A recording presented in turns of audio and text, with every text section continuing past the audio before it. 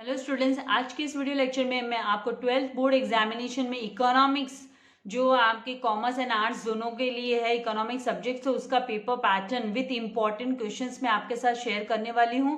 तो ये जो क्वेश्चंस है वो आपको जरूर प्रिपेयर करने हैं और साथ ही है ना आपको किस तरीके से आपके पेपर की प्रेजेंटेशन करनी है तो उसके बारे में भी मैं आपको डिटेल में इस वीडियो में बताने वाली हूँ। तो आपको लास्ट तक वीडियो में बने रहना है एंड वीडियो को लाइक एंड शेयर करना नहीं भूलना है। और अगर अभी तक आपने चैनल को सब्सक्राइब नहीं किया है तो चैनल को सब्सक्राइब कर बेल आइकन बटन को प्रेस कीजिए ताकि आपको लेटेस्ट वीडियो के नोटिफिकेशंस मिलते रहे। इसी तरीके से आपके पास है ना इंपॉर्टेंट क्वेश्चंस एंड जो भी डिस्कशंस हमारे बोर्ड मीटिंग्स में होते हैं वो आप लोगों को मिलते रहे।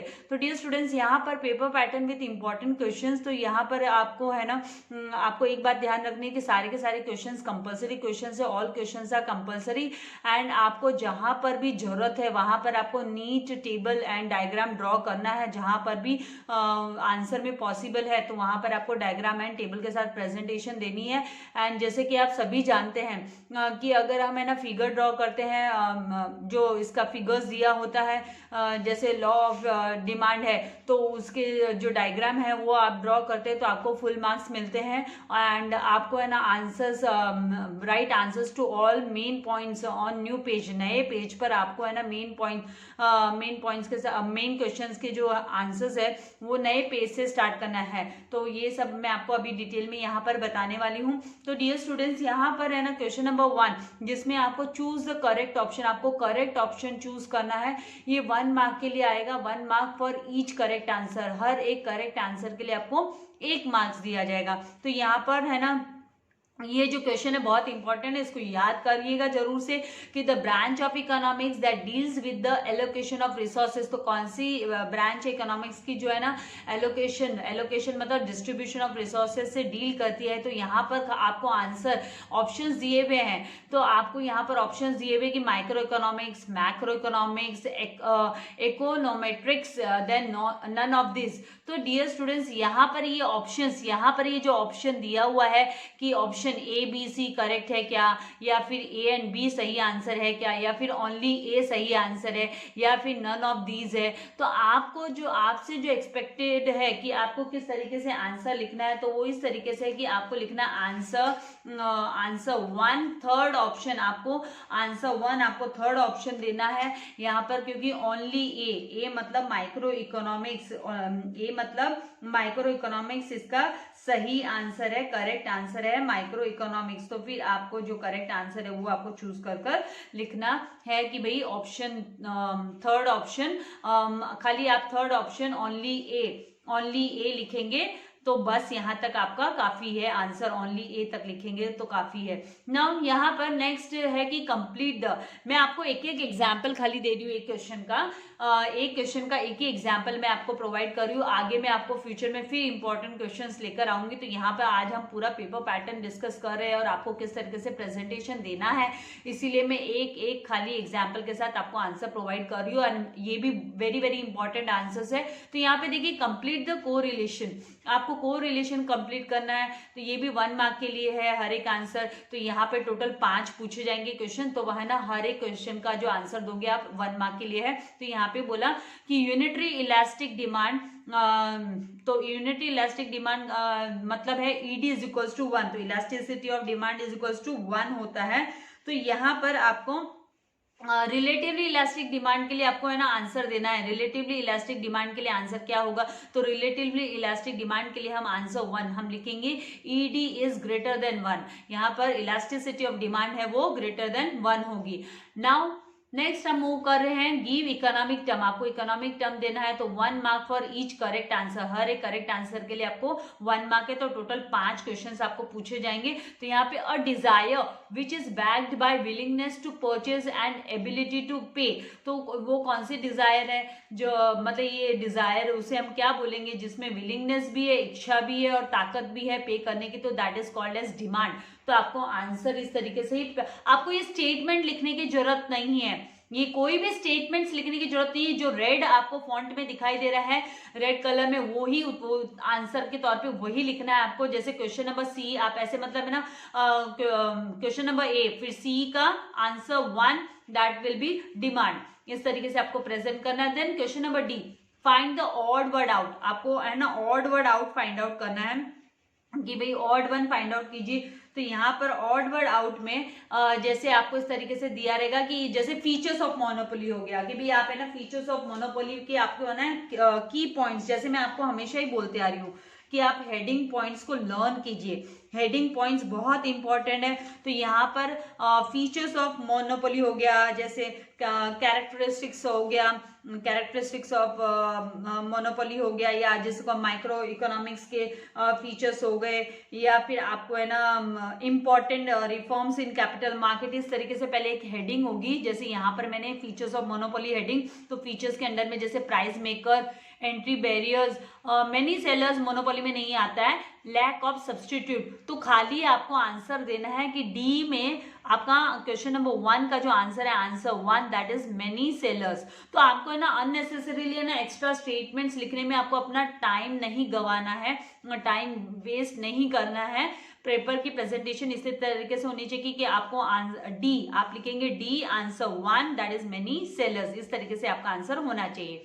नाउ कंप्लीट द फॉलोइंग, यहाँ पर अभी आपको है ना एग्जाम में ओनली है ना 4 मतलब ये मैं एक्स्ट्रा में मतलब आपको कितने काइंड के ऑब्जेक्टिव्स है उसका एक एक एग्जाम्पल मैंने दिया है, लेकिन एग्जाम में आपको है ना टोटल 4 यहाँ पर है ना ऑब्जेक्टिव काइंड के जो क्वेश्चंस है वो है ना 4 पूछे जाएंगे। तो मतलब 4 5 20 मार्क्स का आपका है ना ऑब्जेक्टिव से इस तरीके का आने वाला है। तो उसमें से ये भी एग्जाम्पल के तौर पे हो सकता है कि कंप्लीट द फॉलोइंग स्टेटमेंट, या तो आपको इन 6 टोटल यहाँ पर है ना मैंने टोटल 5 ऑप्शन दिखाए हैं आपको वे, तो 5 में से टोटल 5 में से ना आपको 4 ही तरीके के क्वेश्चंस पूछने वाले हैं क्वेश्चन नंबर 1 में। तो एक यहाँ पर ये कि कंप्लीट द फॉलोइंग सेंटेंस, तो आपको है ना फॉलोइंग सेंटेंस कंप्लीट करने के लिए भी आ सकता है। तो जिसमें कि जैसे कि यहाँ पर दिया है कि अदर फैक्टर्स रिमेनिंग कांस्टेंट, बाकी के सारे फैक्टर्स कांस्टेंट रहेंगे when less quantity is supplied, जब कम क्वांटिटी सप्लाई हो रही है only due to a fall in price,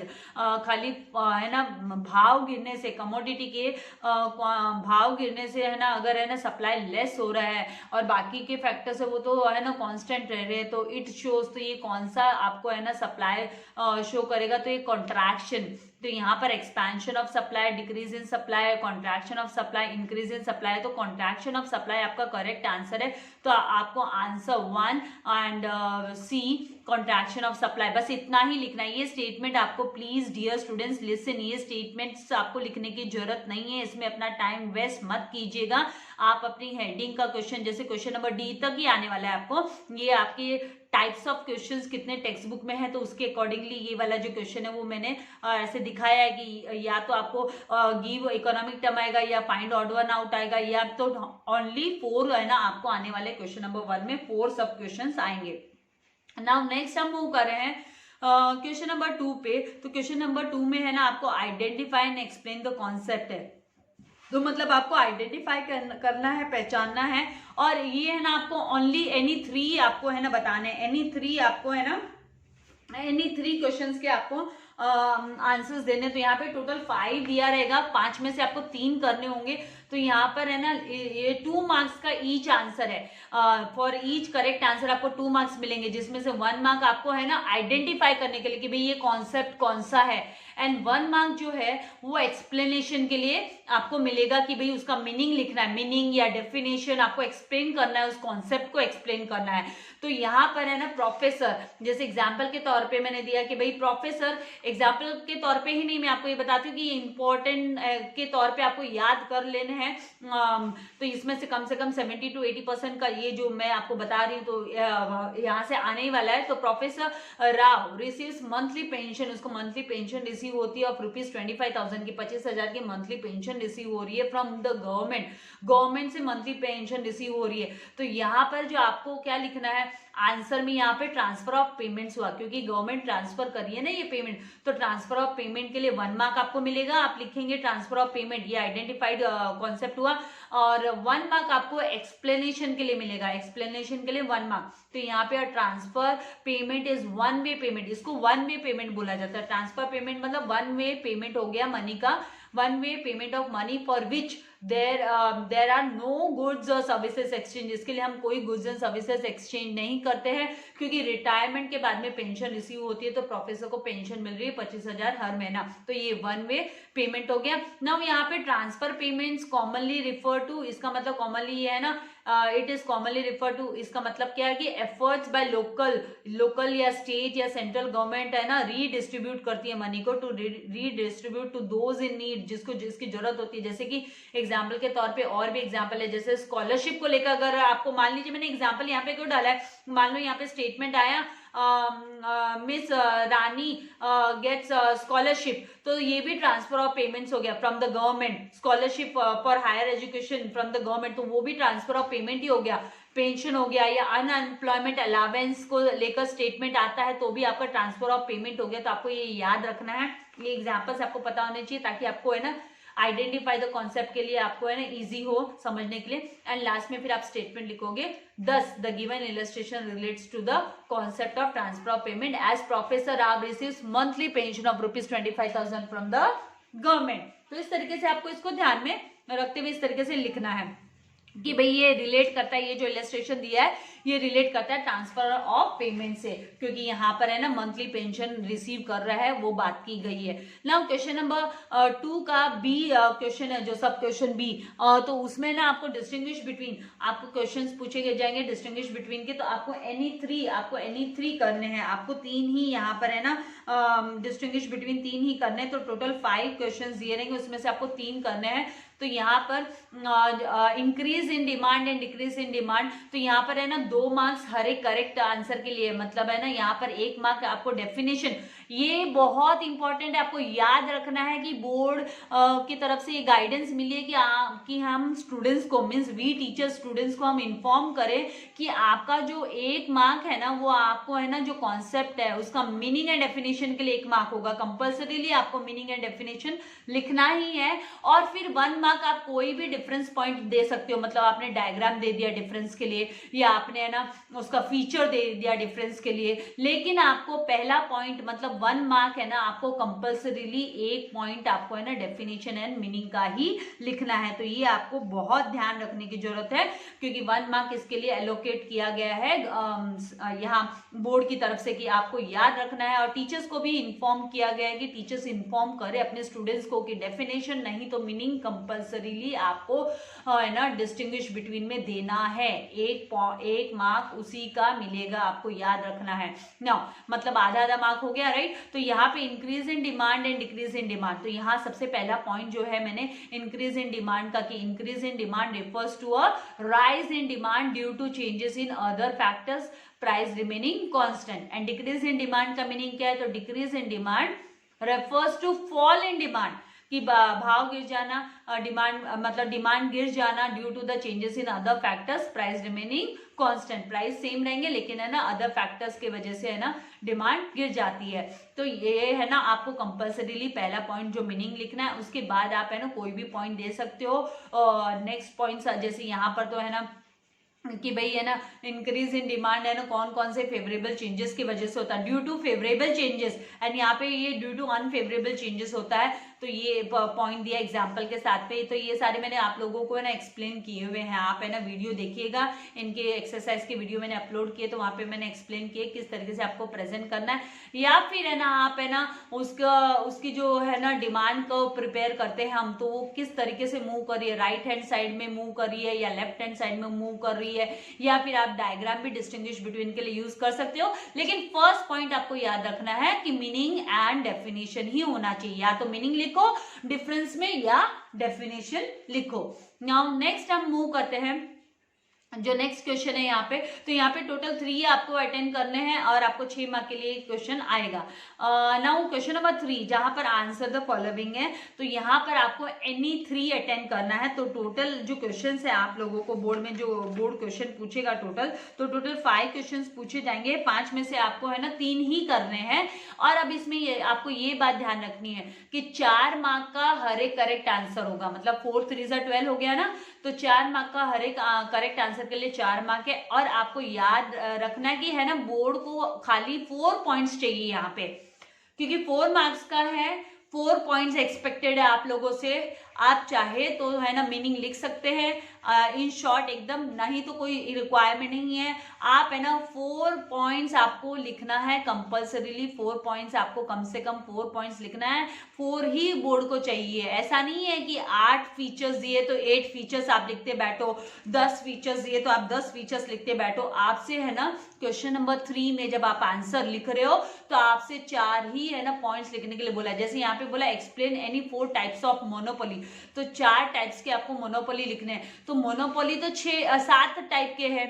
monopoly का में आपके टेक्स्ट बुक में मोनोपोली आपको 7 टाइप्स के मोनोपोली दी है, लेकिन आपसे खाली 4 टाइप्स ऑफ, आप कोई भी 4 आपकी चॉइस से, प्राइवेट मोनोपोली को एक्सप्लेन करो, सिंपल मोनोपोली करो, डिस्क्रिमिनेटिंग करो या वॉलेंटरी मोनोपोली को करो, तो आपको खाली 4 ही मोनोपोली को आपको एक्सप्लेन करना है। आप हाँ चाहिए तो ये की पॉइंट्स है ना आप है ना 7 लिख सकते हो, लेकिन है ना आपसे है ना 4 ही पॉइंट को, 4 ही टाइप को एक्सप्लेन करने के लिए बोला गया। 4 ही टाइप्स को आप क्या करो, आप बेस्ट 4 जो टाइप्स आपको आते हैं लिखने के लिए आप है ना 4 आप है ना लिखिए। वो हर एक के लिए आपको 1 मार्क, हर एक टाइप के लिए आपको 1 मार्क एलोकेट किया गया है यहाँ पर। तो ये चीजें आपको ध्यान रखनी है।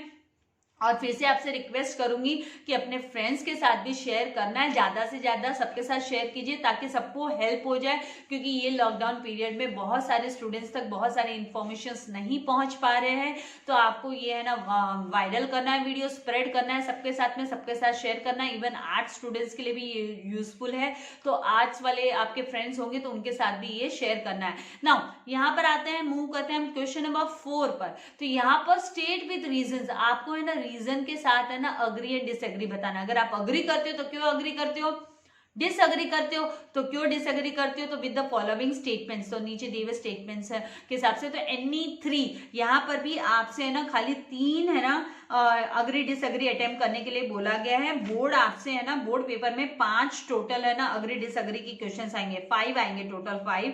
आपको जो एक्सप्लेन करना है वो ओनली 4 आपको एक्सप्लेन करना, ओनली 3 आपको एक्सप्लेन करना है, सॉरी ओनली 3 का ही आपको आंसर्स लिखना है।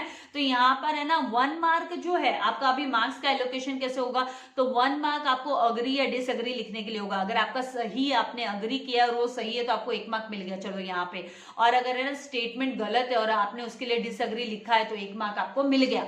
बाकी का 3 मार्क्स है ना आपको करेक्ट रीजन के लिए है। तो 3 मार्क्स करेक्ट रीजन के लिए मतलब आपको 3 पॉइंट है ना करेक्ट रीजन के लिखने होंगे, 3 पॉइंट्स आपको करेक्ट रीजन के लिए लिखने होंगे और आपके 4 मार्क पक्के हो गए, फिक्स हो गए, आपके 4 मार्क कोई नहीं रोक सकता।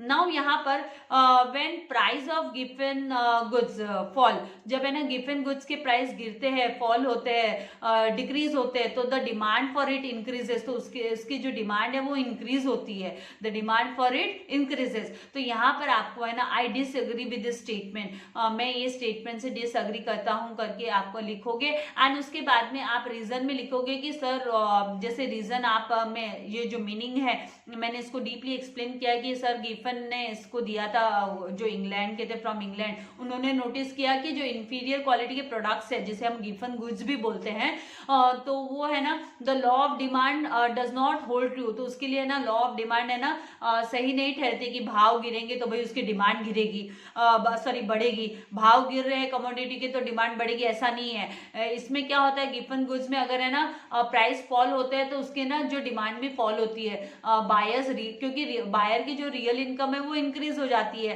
And as its effect the demand more for superior quality, तो फिर वो क्या करते हैं सुपीरियर भारी क्वालिटी वाले प्रोडक्ट्स की तरफ उनका ध्यान चला जाता है। एग्जाम्पल के तौर पे जैसे कि प्राइस ऑफ वनस्पति घी अगर गिर गया तो लोग क्या करेंगे, देशी घी खरीदेंगे, उसकी जो डिमांड है वो कम हो जाएगी एंड प्योर घी की डिमांड इंक्रीज हो जाएगी।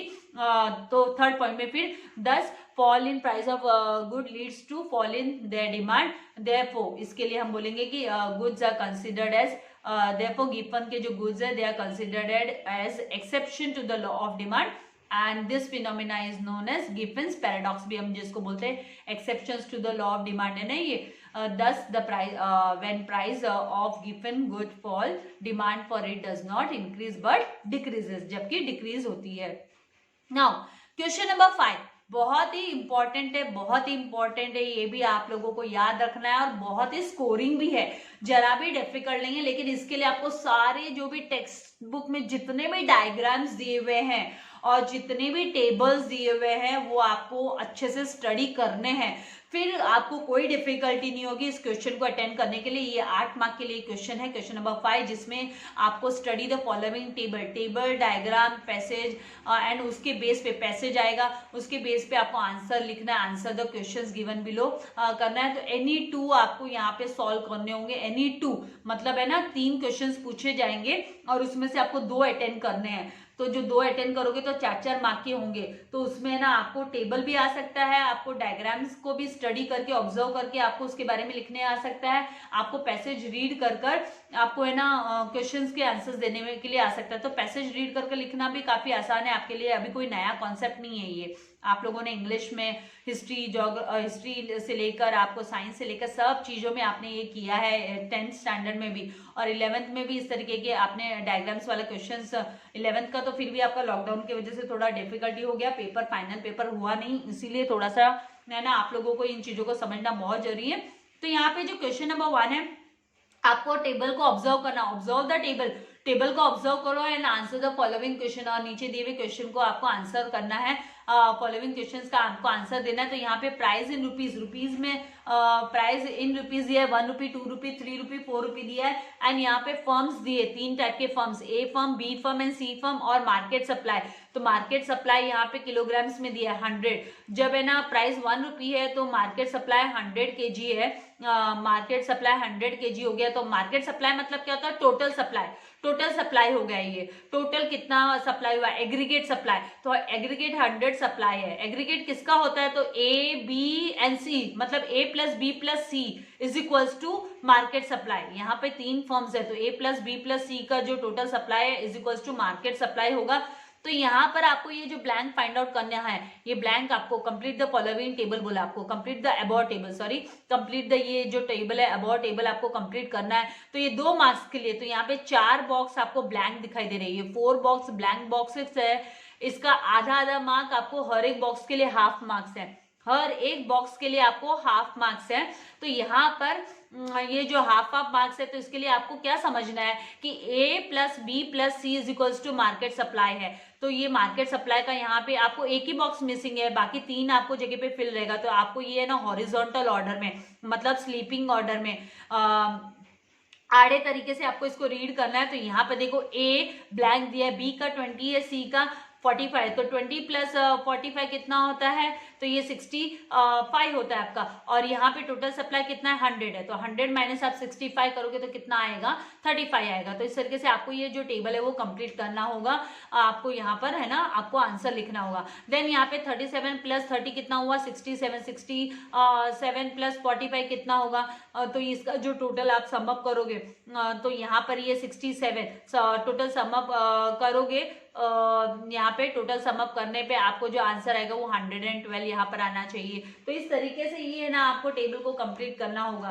तो डिफिकल्ट नहीं है, लेकिन उसके लिए आपको प्रैक्टिस, मतलब आपको इन चीजों को समझकर और आपको इसकी प्रैक्टिस होनी चाहिए। तो यहाँ पे 112 होगा। और फिर यहाँ पर थर्ड इसमें ना जब 3 रुपीज प्राइस है तो 40 किलोग्राम फर्म बी सप्लाई करता है, बी डैश एंड सी 55, तो 40 प्लस 55 95, तो है ना 155 में से आपको 95 माइनस करना है, 155 में से 95 माइनस करना है। तो यहाँ पर आपको जो आएगा, यहाँ पर जो टोटल आएगा वो आपको यहाँ पर फिर लिखना है टोटल। तो यहाँ पर कितना आएगा, 60 आएगा, क्योंकि है ना 40 प्लस 60 कितना होता है 100, 100 प्लस 55 155, तो यहाँ पर 60 आपका आंसर आना चाहिए। नाउ नेक्स्ट यहाँ पर दिया है कि 44 प्लस 50 तो कितना हो गया 94, है ना। यहाँ पे कितना दिया है 154 दिया है। तो यहाँ पर आपका जो ब्लैंक आने वाला है वो कितना आने वाला है, वो आपको जो आएगा वो 60 आएगा। तो आपको इस तरीके से ये जो है वो फिल करना है, आपको समझते हुए इस चीज को करना है। डिफिकल्ट नहीं है, लेकिन उसके लिए आपको प्रैक्टिस तो करनी पड़ेगी, आपके पास कोई दूसरा वे आउट नहीं है। तो इस तरीके से ये हाफ मार्क का आपका बॉक्स हो गया, हर एक बॉक्स के लिए आपको हाफ मार्क होगा। नाउ यहाँ पे draw the market supply curve from the schedule and explain it. तो आपको इसकी हेल्प से ये जो है ना मार्केट सप्लाई शेड्यूल आपको ड्रॉ करनी है, ये आप अभी प्रैक्टिस कीजिए। ये है ना मैंने आप लोगों को है ना ऑलरेडी है ना मैंने एक्सरसाइज में अपलोड किया हुआ है। ये आपका चैप्टर नंबर 4 का चैप्टर नंबर 4 की एक्सरसाइज का क्वेश्चन नंबर जो 5 है उसका बी वाला ये मैंने आपको ये बी वाला है, ये इंपॉर्टेंट है, ये दिया इस तरीके से, मतलब ब्लैंक आएगा तो आप वहां से इसको है ना सप्लायर को भी ड्रॉ करना सीख सकते हैं। मैंने यहाँ पे सप्लाई का ड्रॉ करके नहीं दिखाया। Now identify and define the degrees of elasticity of demand from the following demand curves. तो इस तरीके के ये जो डायग्राम्स है इनको आपको स्टडी करके रखना है। तो यहाँ पे डायग्राम ए है, डायग्राम ए को आपको स्टडी करना है कि क्वांटिटी डिमांडेड और है ना एक्स एक्सिस पे वाई एक्सिस पे प्राइस है।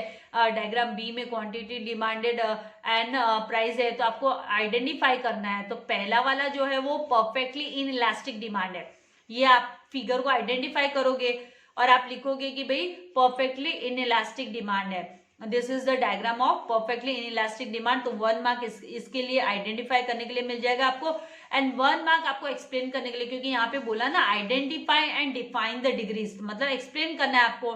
तो यहाँ पर एक्सप्लेन करेंगे, डिफाइन करेंगे कि परफेक्टली इन इलास्टिक डिमांड का मतलब क्या होता है।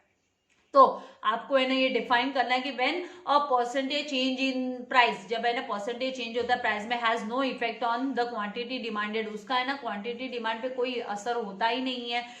तो उसको उस डिमांड को हम क्या करते हैं, परफेक्टली इन इलास्टिक डिमांड बोलते हैं। इसके एग्जाम्पल के तौर पे फॉर एग्जाम्पल 20% है ना प्राइस गिर गए, फॉल इन प्राइस 20% है ना भाव गिर गए, प्राइस गिर गए, तो उसका कोई असर नहीं हो रहा है क्वांटिटी के डिमांड पे। तो there is no effect on the quantity demanded, उस पर कोई असर ही नहीं हो रहा है, आपकी क्वांटिटी डिमांड पे कोई भी असर नहीं हो रहा है। तो ये परफेक्टली इन इलास्टिक का यहाँ पर ये फिगर हुआ। तो जैसे कि इसमें ये बेसिकली ये जो है इसमें ईडी इज इक्वल्स टू 0 होता है। ईडी इज इक्वल्स टू यहाँ पर ED is equals to perfectly inelastic demand, मतलब ईडी इज इक्वल्स टू 0, मतलब इलास्टिसिटी ऑफ डिमांड यहाँ पे कोई नहीं रहती है, 0 रहती है।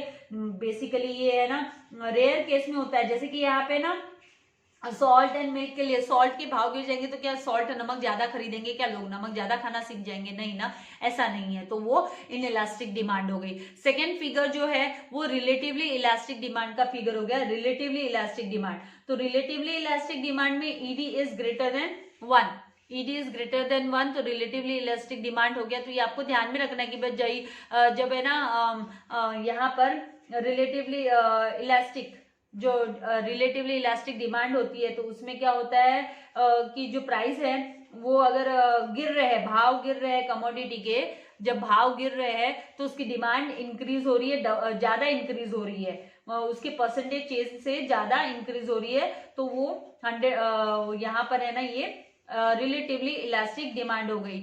नाउ यहाँ पर इसका आपको आइडेंटिफाई किया और फिर अब आपको इसको लिखना पड़ेगा कि when a percentage change in price, जब है ना परसेंटेज चेंज होता है प्राइस में in price leads to more than proportionate change, proportionate change से ज्यादा होता है परसेंटेज चेंज इन प्राइस, वो ज्यादा होता है परसेंटेज चेंज इन प्राइस, तो वो क्या होता है रिलेटिवली रिलेटिवली इलास्टिक होता है, रिलेटिवली इलास्टिक होता है। एंड फिर इसके बाद में यहाँ पर रिलेटिवली इलास्टिक में अगर आप एग्जाम्पल ऐसे देखो तो जैसे कि मूवी के टिकट्स है, मूवी के टिकट्स है, अगर मूवी के टिकट्स के भाव गिर गए, मतलब मूवी देखनी है आपको, हिट मूवी है, उसके प्राइसेस गिर गए, तो उसकी क्वांटिटी है ना वो ऑलमोस्ट डबल हो जाती है, वो इंक्रीज हो जाती है उसकी रिलेटिवली परसेंटेज चेंज से। तो इसके एक्सप्लेनेशन डिटेल में मैंने दिए हुए हैं, जो चैप्टर नंबर 3B मैंने एक्सप्लेन किया हुआ है इलास्टिसिटी ऑफ डिमांड, तो आप वो देखेंगे तो बेटर आपको समझ में आ जाएगा। तो 1 मार्क आपको आइडेंटिफाई करने के लिए एंड 1 मार्क आपको एक्सप्लेनेशन के लिए। तो 3 क्वेश्चन है। तो पहला क्वेश्चन जैसे मैंने आप लोगों को बताया complete the table, second question आपको आइडेंटिफाई करना, और थर्ड क्वेश्चन है ना आपको पैसेज दिया रहेगा और आपको पैसेज को रीड करना है। तो ये the conventional notion of social security, ये वाला जो आपको चैप्टर नंबर 8 में जो दिया हुआ है उसमें आपको एक ध्यान रखना है, ये 4 मार्क के लिए है, 4 मार्क के लिए, और 3 क्वेश्चंस इसमें आएंगे, 3 क्वेश्चंस पूछे रहेंगे। तो क्वेश्चंस है ना इस पैसेज के बेस्ड पे ही रहने वाले हैं, ये जो पैसेज है इसी के बेस्ड पे क्वेश्चंस रहेंगे। कि तो पहला तो क्वेश्चन जैसे कि state the conventional notion of social security क्या है, तो the conventional notion of social security is that the government would, कि गवर्नमेंट को क्या करना चाहिए, तो ये पैसेज रीड करके आपको वो है ना ये आंसर लिखना है कि वुड मेक पीरियोडिक पेमेंट्स करना चाहिए, टाइम टू टाइम पेमेंट्स करना चाहिए to look after the people in their old age, कि उनके ओल्ड एज में जैसे पेंशन मिलता रहे, उनको इल हेल्थ के लिए उनको पैसा मिलता रहे, मतलब उनको मेडिकल की फैसिलिटी मिलती रहे, और जो डिसेबल पर्सन है, गरीब लोग हैं, उनको सहायता मिलती रहे। तो ये है ना कन्वेंशनल नोशंस सोशल सिक्योरिटी के लिए गवर्नमेंट को फॉलो करने चाहिए, उसके लिए गवर्नमेंट को पीरियोडिक पेमेंट्स करते रहना चाहिए। तो ये मैंने कहीं से नहीं, ये आंसर आप लोगों को पहले भी मैंने ये एक्सरसाइज दी है उसमें दिया है, और ये यहाँ पे आपको है ना ये पहला ही लाइन देखिए, आपको पैसेज को ध्यान से रीड करना है, पहली लाइन ही आपका आंसर है। देन ये जो सेकंड क्वेश्चन है, what is legacy of security from rich world, तो from rich world legacy, security of legacy क्या है फ्रॉम रिच वर्ल्ड, तो रिच वर्ल्ड से यहाँ पे जब आप पैसेज रीड करोगे तो the right check model of social security, right check model of social security is a legacy from the rich world, तो ये आपका करेक्ट आंसर है। तो यहाँ पर आपको ये आंसर लिख देना है।